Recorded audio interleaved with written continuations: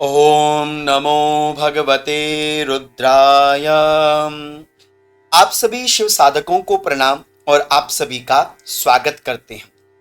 हमारे सनातनीय धर्म में दो पर्व हैं, एक पूर्णिमा पर्व, दूसरा अमावस्या पर्व।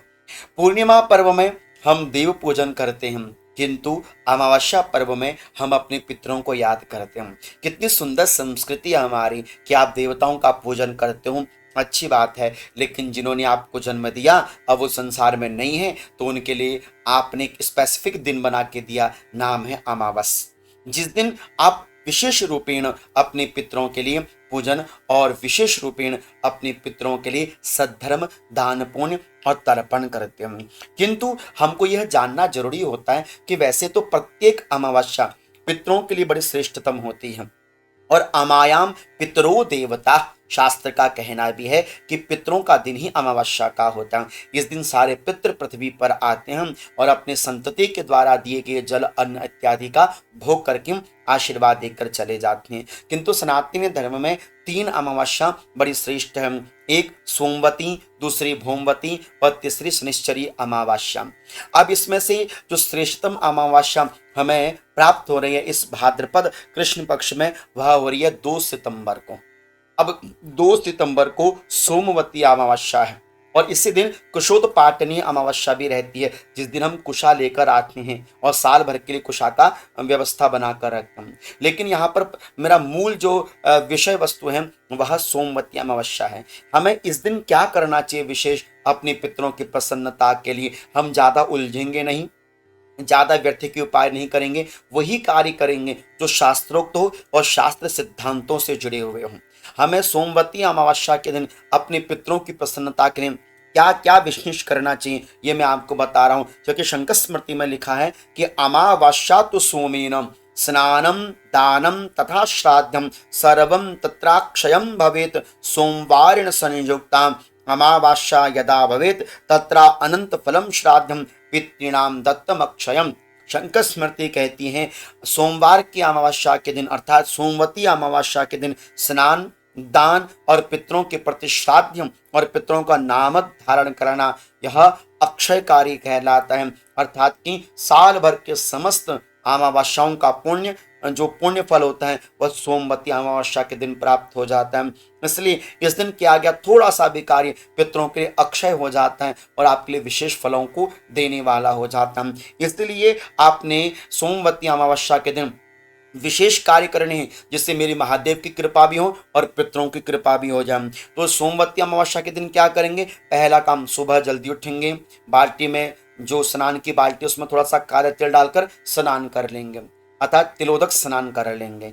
तिलका इत्यादि का स्नान करने के उपरांत श्वेत वस्त्र धारण करेंगे और एक लोटी में जल भरेंगे। उस जल में थोड़ा सा गाय का दूध या कच्चा दूध मिल जाए, थोड़ा सा उसके अंदर कुशा डालेंगे, उसमें काले तिल डालेंगे और पीपल के पेड़ के पास चले जाएंगे। और पीपल के पेड़ के पास जाकर, ये पितृ तीर्थ है, देखो ये अंगूठे की जो धारा होती है ना, ये पितृ तीर्थ कहलाते हैं। तो जितने भी आपके दिवंगत पितर हैं एक लोटे से जल की धारा देते रहें और अंगूठे से जल की धारा नीचे गिरती रहे पीपल के जड़ पर, और अपने दिवंगत पितरों का आप नाम लेते रहेंगे। जहां पर आपको पितरों का नाम ना आता हो वहां अमुक शर्मण वर्मण इत्यादि लगावे, अथवा अंतरिक्ष शब्द का प्रयोग आप कर सकते हैं। पीपल में जल चढ़ाना पितृ अमावस्या के दिन बहुत विशेष माना जाता है, क्योंकि शास्त्र कहता है कि यो अश्वत्थम अर्चयित देवम मुदकेन समन्ततः कुलानाम युतम तेन तारितम शान संशय। जो पितृ अमावस्या के दिन पीपल के पेड़ में जल अर्पित करता है उनके 21 कुलों के जो पितृ होते हैं वो तृप्त हो जाते हैं। दूसरा काम, पीपल में जलदान, उसके बाद आपने दीप दान करना चाहिए।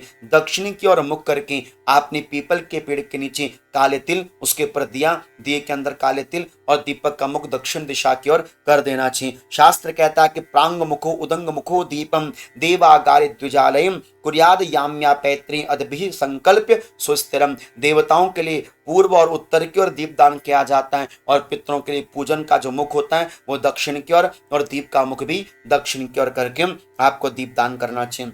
तीसरा इसमें रहता है विशेष दान, अन्न का दान, दूध का दान, दही का दान, चावल का दान, आटे का दान, गेहूं का दान, मोटे अनाज का दान, वस्त्र का दान, जो आपसे बन सकता है। चाहे गंगा के तट के किनारे करो, मंदिर में जाकर करो, पंडित जी को घर में बुलाकर करो, पंडित जी को अन्न चखाओ, जैसे भी हो आपने ये कार्य जरूर करना है। और जो मुझे सबसे अच्छा कार्य लगता है पांचवा, वो है कि सारे पितरों की तृप्ति, अब आपके अनंत पितर हैं, उनकी तृप्ति के लिए मैं और क्या विशेष कर सकता हूं। तो बस मेरी बात को मानिए, एक लोटे में जल भरिए, उसमें काले तिल डालिए और चले जाइए शिवालय में, और महादेव का नाम लेकर ओम नमो भगवते रुद्राय बोलते हुए आप शिवलिंग पर जल अर्पण कर दो। किसके नाम से? अपने पितरों के नाम से। क्या पितरों के नाम से शिवजी में जल दिया जा सकता है? अवश्य में दिया जा सकता है, क्योंकि शास्त्र कहता है कि अमावस्या महापुण्यम पितृदेव समन्विता प्रिया येषा तो परमा शिवश परमात्मा पितृम उद्दिश्य यो लिंगम स्नाप ये यच्चिति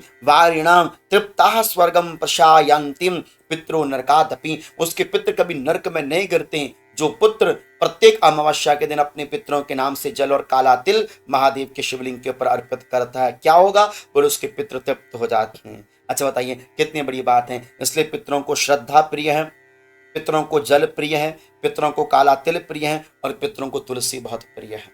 तो पितरों के निमित्त आप दें। आपके घर में जो फोटो है, फोटो को साफ करो और सफेद चंदन अपने पितरों के नाम से जरूर अर्पण करना चाहिए और पितरों का ध्यान स्मरण करना चाहिए। ये विशेष कार्य है। सोमवती अमावस्या हो या प्रत्येक अमावस्या हो, इस दिन बाल कटवाना, नए वस्त्र लेना, शुभ कार्य करना, है ना, और तुलसी के पत्र तोड़ना, मांस मदिरा का सेवन करना, ये बिल्कुल भी नहीं करना चाहिए। वर्जित कर देना चाहिए इन कार्यों को। मन में शंका रहती है, इस दिन अमावस्या है, क्या भगवान का पूजन करें? बिल्कुल, भगवान का पूजन कभी नहीं छोड़ा जाता।